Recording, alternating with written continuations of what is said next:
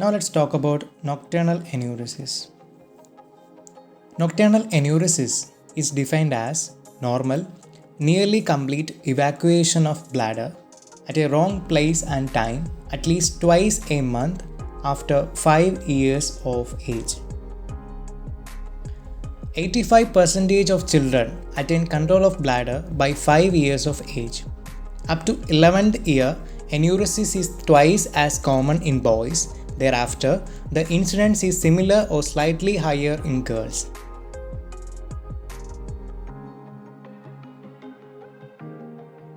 Coming to the etiology, the most likely cause is maturational delay.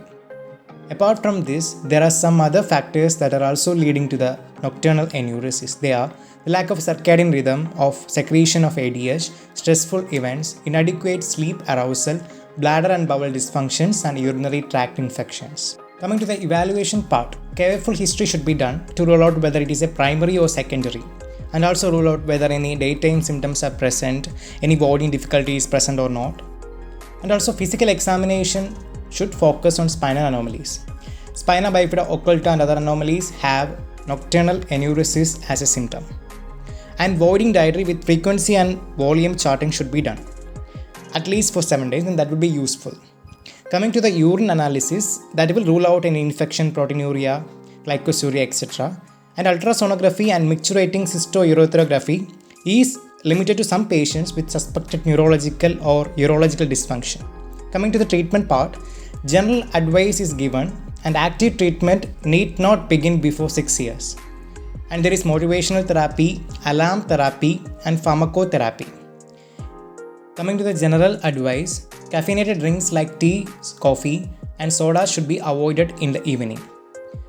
There should be adequate fluid intake, 40% of it in the morning, 40% in the afternoon, and 20% in the evening.